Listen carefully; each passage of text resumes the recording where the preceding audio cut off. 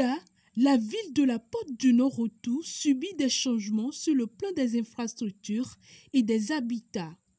Ville historique, la cité des Passais s'apprête à vivre un grand événement. Ouidah d'aujourd'hui n'est plus Ouidah d'hier. Aujourd'hui, beaucoup de choses ont changé. La seule chose que moi j'ai déploré, c'est que les Ouidaniens n'ont pas donné accès au président de vraiment, comment dirais-je, en tout cas, ce n'est pas les routes qu'on doit avoir à Ouidah, ça. Il n'y a pas de route à Ouidah, mais quand même, on a eu des ruelles qui sont quand même aménagées. À Porte-Novo, à côté, on a cassé des trucs pour pouvoir faire des grandes voies. Et pourquoi ne pas le faire à Ouidah? C'est une ville touristique.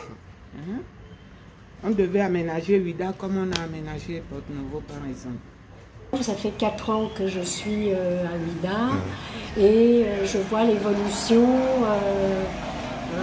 chaque année.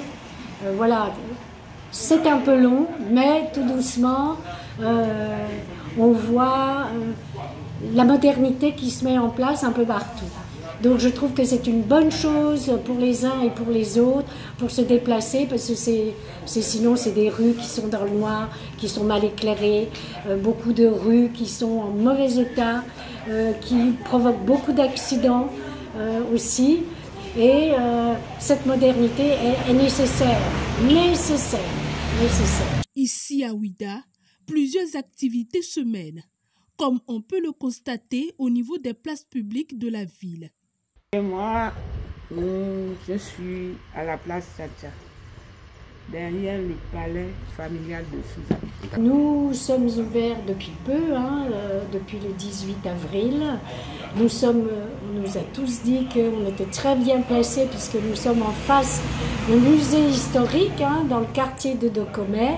Que nous sommes sous la houlette d'une ONG, Sopada, qui est destinée à l'aide à la population, non seulement au niveau agricole, mais au niveau dans les kits scolaires, dans les soins médicaux, les aides alimentaires et les aides diverses et variées.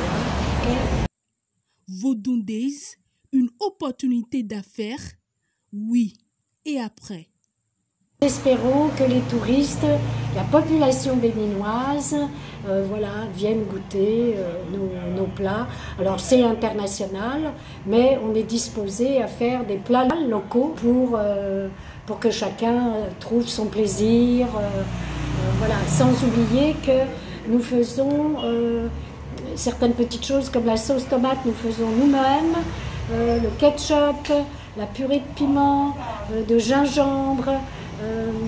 Nous privilégions la qualité de ce que nous faisons. En tout cas, après Vodun Days, je peux dire, je suis restée.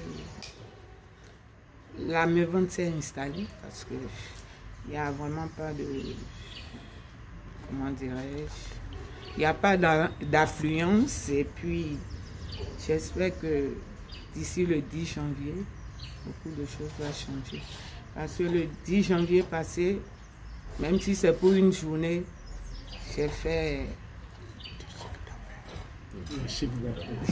mon chiffre.